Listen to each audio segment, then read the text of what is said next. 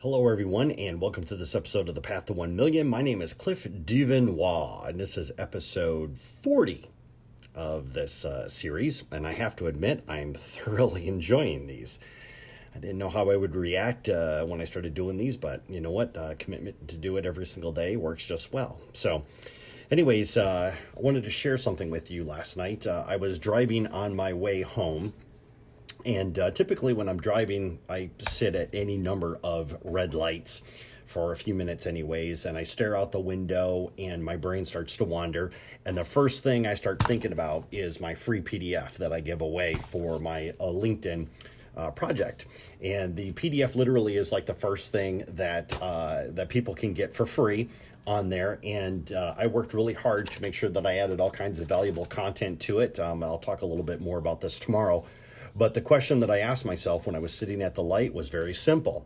What can I do to make this better? It's something that's indicative of my characters. Sometimes I wish I could shut it off. But truth be told, I don't think I really want to, because it is just something that's always been a part of me. When I care about something, the first thing I do is I ask myself, what can I do to make this better? And I remember like going back, and I was trying to think this morning of like when was like the first time that I ever remember feeling that way. And I know that I've said this before, but back in high school, I really did not care too much about anything that I was doing in school. I kind of blew that off, but it did make me think that way back in the day, I had a job working at this German restaurant in Frankenmuth. And every single day I would slap on Lederhosen and I would go in and I would clear tables, and I'd have little old ladies pulling the hair on my legs and asking me if I yodel, things like that. But I did it because back then it was the only way I could make any money, and I really did want to make money. And every time that the inn would call and say, hey, Cliff, we've got a shift, or somebody called in sick, I always went in every single time. I never called in sick for a shift or anything because that's what I wanted to do. And that was just something where I was continually pushing myself. I never asked to go home early. I always agreed to stay late. As a matter of fact, most days they would have to push me out the door because I wanted to get that extra dollar, if I possibly could. And that was just something that, I've always pushed myself to do. So with regards to, the PDF or whatnot, and I get this, I literally wrote that over a weekend.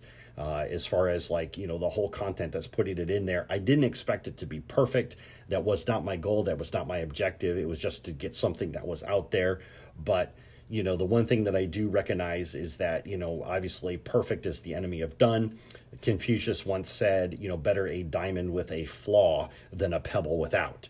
So I just wanted to get something out there and push it out there and to get it going forward. But now it's like, what can I do to make that better? And more recently, an example of this was my dad's kids were in town visiting. And if you've read some of my Facebook posts, you know that my dad's mental health has been on the decline. So his kids were up visiting recently, and I was very happy that they were there. It was good to see them, but more importantly, it was good for them to see their father in his environment. So one of the things that we were all trying to do was, what can we do to, improve their quality of, their living? What can we do to improve what's going on in their house or in that area there? And one of the things that popped up, for me anyways, that caught my attention was the fact that my parents have not mowed their grass all year, and it was really getting long. It was really getting gnarly and nasty. Now they have a Cub Cadet lawnmower that my dad paid really good money for that, he really hasn't used because to tell you the truth, he can't remember how to use it. So, one of the things that we were there was, I was, pushing AJ a little bit. AJ is my dad's son, but I was pushing AJ a little bit. And I was like, hey, how do we get this, like this mower to work? Because I couldn't figure out how to turn it on. So he walked me through the steps of how to turn it on, which I figured it out, but it still wouldn't start. So then he walked me through how to jump the battery, because I myself am not mechanically inclined, not so ever. When it comes to technology and computers and all that other stuff, that's like my playground right there. I can figure that stuff out. But when it comes to like mechanical stuff, you have to show me. I have to watch a YouTube video or something. I just can't intuitively look at something and figure it out. He showed me, though, this is how you jump the battery. And he had it all set up in the barn and everything else. So that way, whenever I would go to start the tractor, I could figure out how to jump the battery. This is how you work the mower. This is how you go forward. This is how you go in reverse.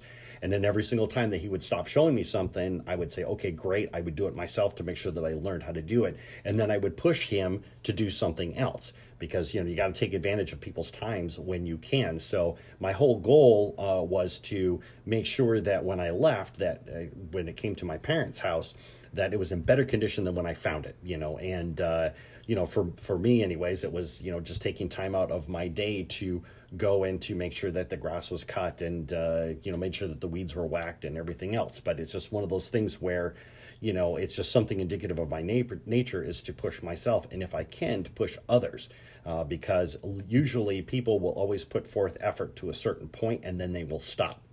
Usually like right about the 80%. And I'm always concerned about that last 20%. What can we do to make this a little bit better? What can we do to take that extra step?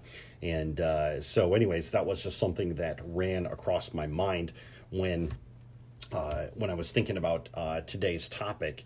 And again, it's one of those things where this right here, the free PDF that I'm giving away, this is really the first domino in a series. And if people read this, and I know it's backwards on my screen because I got it in mirror mode right now, but if people read the LinkedIn book and they see that it's of real value, something that can really help them out, then it's going to start setting the stage for them to go back in and purchase the second product and purchase the third product. So it starts to really start to set that up. So if I can get this PDF to a point where it's like really hopping, really good, really full of information, it reads well, it tells a compelling story, it makes a good argument, and it teaches people how to do something, then the second domino will fall, and then the third domino will fall. So, and anyways, for every business, that is exactly something that you want to do. And the last thing you want to do is have a very powerful domino up front, of course, and then let them out on the back end. And I talked a little bit about this yesterday when I was talking about interacting with brands. I did have a plumber show up at my house because I was having a myriad of plumbing problems.